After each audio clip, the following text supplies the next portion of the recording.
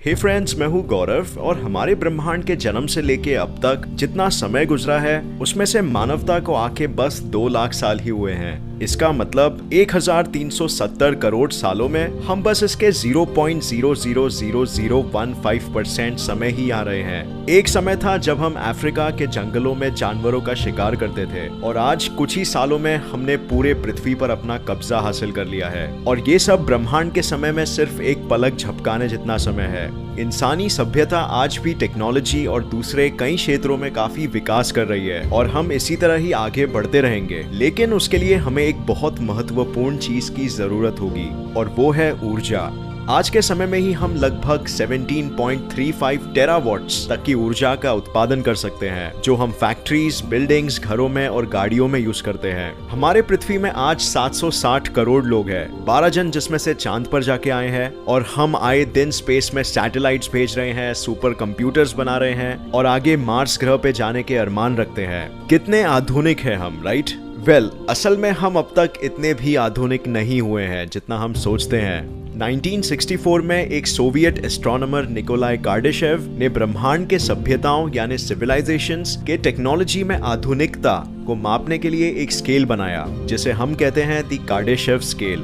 इस स्केल में जो सबसे महत्वपूर्ण चीज है जिस पे ये पूरा स्केल आधारित है वो ये है कि एक सभ्यता एक साल में कितनी ऊर्जा का उत्पादन या उपयोग कर सकती है, क्योंकि जैसे हम जानते हैं ऊर्जा टेक्नोलॉजी के रगों में दौड़ती खून होती है और उसके उत्पादन से हम किसी भी सभ्यता के आधुनिकता का अच्छे से अनुमान लगा सकते हैं। कार्डेशेव ने 3 टाइप के सभ्यता बताए उनके आधुनिकता के हिसाब से: टाइप 1 सिविलाइजेशन, टाइप 2 सिविलाइजेशन और टाइप 3 सिविलाइजेशन, जिनके बारे में हम आगे बात करेंगे। और ये स्केल लॉगरिथमिक है, यानी जैसे हम एक लेवल ऊपर बढ़ते चले जाते हैं ऊर्जा की जरूरत कई गुना बढ़ती चली जाती है। आप इसको ऐसे भी देख सकते हो कि अगर टाइप 1 सिविलाइजेशन 1 लीटर का पानी का बॉटल है तो टाइप 2 एक ओलंपिक स्विमिंग पूल जैसा होगा और टाइप 3 पूरे पृथ्वी के पानी जितना। ये ऐसा इसीलिए है क्योंकि वैज्ञानिकों का मानना है कि आधुनिकता का भविष्य में एक्सपोनेंशियल ग्रोथ होता है, यानी वो एक मुकाम के बाद आने वाले सालों में कई गुना बढ़ती चली जाती है।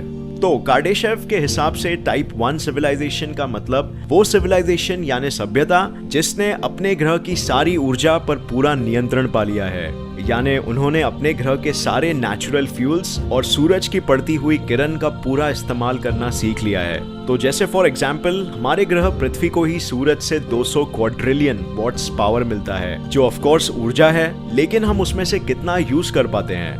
ऑन एवरेज हम यूज कर पा रहे हैं 12.3 टेरावाट्स। और अगर हम थोड़ा सा मैथ करें तो हमें ये नंबर मिलता है। मतलब हम हमारे पृथ्वी पे पड़ने वाली सूरज की ऊर्जा का सिर्फ 14,000 में से 1 भाग का ही उपयोग कर पा रहे हैं। ऐसा लगता है कि हमें टाइप 1 सिविलाइजेशन ही बनने के लिए काफी टाइम लग जाएगा, राइट? बट जैसे हमने पहले जाना था कि हम एक ऐसे मुकाम पे है कि यहाँ से विकास एक्सपोनेंशियली होने वाला है। जितना विकास हमने कई हजारों सालों में देखा है उससे कहीं ज्यादा हम एक दशक में ही देख सकते हैं। इनफैक्ट बहुत से साइंटिस्ट जैसे फ्रीमैन डाइसन और मिचियो काकू का कहना है कि हम एक पूरे टाइप 1 सिविलाइजेशन सिर्फ 100 से 200 सालों में ही बन सकते हैं। एक टाइप 1 सिविलाइजेशन बनने के बाद हमारे पास पृथ्वी पर पूरा कंट्रोल होगा। हम मौसम बदल पाएंगे, अपने ग्रह के नक्शे कदम बदल पाएंगे और भी बहुत कुछ कर पाएंगे। लेकिन इतना आधुनिक सिविलाइजेशन भी कुछ नहीं होगा टाइप 2 सिविलाइजेशन के सामने। टाइप 2 सिविलाइजेशन, जिसे स्टेलर सिविलाइजेशन भी कहा जाता है, अपने सितारे की पूरी ऊर्जा के उत्पादन पर नियंत्रण रख सकता है और इस ऊर्जा को पूरे सोलर सिस्टम में कहीं भी ट्रांसफर कर सकता है। मतलब वो पूरी ऊर्जा जो उस ग्रह का सितारा स्पेस में रेडिएट कर रहा है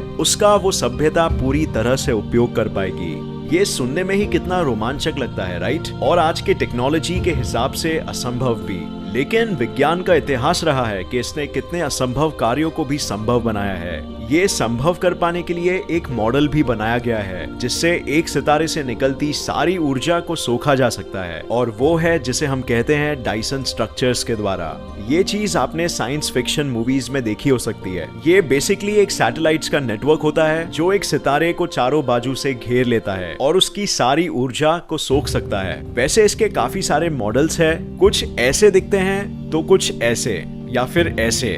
पर इन सबके अपने फायदे और नुकसान है। कुछ तो प्रैक्टिकल भी नहीं हो सकते हैं और कुछ बिल्कुल हो सकते हैं। एक इंग्लिश वीडियो है जो डायसन स्ट्रक्चर्स को एकदम डिटेल में डिस्कस करता है। मैं उसका लिंक नीचे डिस्क्रिप्शन में दे दूंगा अगर आपको डिटेल में इंफॉर्मेशन चाहिए तो ये मॉडल से बेसिकली अगर हम आने वाले कुछ हजार सालों में अगर सूरज की पूरी ऊर्जा जो आंकड़ों में 400 सेप्टिलियन वॉट्स है, यानी 400 के आगे 24 जीरोस को एब्सॉर्ब कर सके और उसका उपयोग कर सके, तो हम टाइप 2 सिविलाइजेशन कहलाए जाने लगेंगे। एक टाइप 2 सिविलाइजेशन अपने सूर्यमंडल के सारे प्लैनेट्स पे अपना नियंत्रण रखेगी, एस्टेरॉइड्स और कॉमेट्स को धातु पदार्थों के लिए माइन करेगी और बेसिकली जो भी करना है वो कर सकेगी अपने सूर्यमंडल में। इस सिविलाइजेशन के पास इतनी ऊर्जा होगी कि सोचकर ही हैरानी हो जाती है। अब आप ये जरूर सोच रहे होंगे कि यार इतनी सारी ऊर्जा का हम क्या करेंगे, बट सोचिए हजारों सालों बाद मानवता कितनी आधुनिक हो गई होगी। इतनी आबादी के मांगों को पूरी करने के लिए विशाल फैक्ट्रीज होगी जो न जाने क्या क्या आधुनिक चीजें बना रही होगी। विशाल से मॉन्स्टर्स जैसे कंप्यूटर्स होंगे जो ब्रह्मांड में जीवन ढूंढ रहे होंगे या फिर स्पेस मिशन चल रहे होंगे पूरे गैलेक्सी को अपना घर बनाने के लिए। हम खुद दूसरे प्लैनेट्स में ही अपनी बस्तियां बना चुके होंगे। Robots, virtual reality, electric planes, quantum computers और न जाने क्या क्या। जब ऊर्जा सस्ती और साफ हो तो हर प्रकार की असंभव चीज संभव हो जाती है। लेकिन अब बात करते हैं सबसे आधुनिक और एडवांस्ड टाइप 3 सिविलाइजेशन के बारे में, जिसे गैलेक्टिक सिविलाइजेशन भी कहा जाता है। अब ये सिविलाइजेशन की तो बात ही अलग है। ये सिविलाइजेशन अपने पूरे गैलेक्सी में सारी ऊर्जा को कंट्रोल करेगा। इस पूरे सिविलाइजेशन के पास इतनी शक्ति होगी कि उसका अंदाजा भी नहीं लगाया जा सकता। ये सिविलाइजेशन तो आज के जमाने के हिसाब से पूरा साइंस फिक्शन का विषय है, पर फिर भी हम इसके बारे में बात करेंगे। ये भी सितारों की ऊर्जा का पूरा इस्तेमाल करेगी और एस्टेरॉइड्स और प्लैनेट्स को धातु और खनिज पदार्थों के लिए इस्तेमाल करेगी, पर सिर्फ फर्क इतना होगा कि ये ऐसा करोड़ों सितारों और प्लैनेट्स के साथ करेगी। इस टाइप की सिविलाइजेशन प्लैनेट्स को शहरों की तरह यूज करेगी। एक प्लैनेट में बस्ती बनाएगी और फिर दूसरे में और फिर ऐसे ही अनगिनत प्लैनेट्स में। इनके पास टोटल 100 अनडेसिलियन वॉट्स के पावर का कंट्रोल होगा। बस इमेजिन कीजिए एक ऐसी सभ्यता जो पूरे गैलेक्सी में हर एक सूर्यमंडल को डिसमेंटल करके उसके सूरज में डायसन स्पीयर्स लगा के सारी ऊर्जा सोख रही है। सोचकर ही कितना अजीब लगता है, राइट? लेकिन क्या ये सब पॉसिबल है? आपके मन में ऑफ कोर्स यही सवाल आ रहा होगा। मेरे ओपिनियन में ये बिल्कुल पॉसिबल है, क्योंकि इसमें कुछ ऐसा नहीं है जो फिजिक्स के सिद्धांत अलाउ नहीं करेंगे। हाँ, टाइप 3 सिविलाइजेशन बनने के बाद भी एक ऐसा समय आएगा कि हम हमारे गैलेक्सी के बाहर नहीं जा पाएंगे, क्योंकि डार्क एनर्जी सारे गैलेक्सीज को रोशनी से भी तेज गति से एक दूसरे से दूर कर रही है। पर किसी दिन हम अपने गैलेक्सीज के ही मास्टर्स जरूर बन सकते हैं और फिजिक्स के लॉज हमें इस क्रिया में जरूर मदद करेंगे। बस सिर्फ हम इंसान न्यूक्लियर या ऐसे ही कोई युद्ध में बर्बाद ना हो जाए। और बाय द वे, ये स्पेस का एक ऐसा हिस्सा है जहां तारों से आती हुई रोशनी एवरेज से काफी कम है। इसे कहा जाता है दी सुपर वॉइड। और ऐसे ही कई और वॉइड्स भी है ब्रह्मांड में। क्या ऐसा हो सकता है कि कोई टाइप 3 सिविलाइजेशन यहाँ के गैलेक्सीज पे राज कर रही है और सारे सितारों को डायसन स्पीयर्स में कैद करके ऊर्जा से अपनी सभ्यता चला रही है? सोचना ही काफी अजीब है, राइट? आपको क्या लगता है? कमेंट जरूर कीजिए नीचे।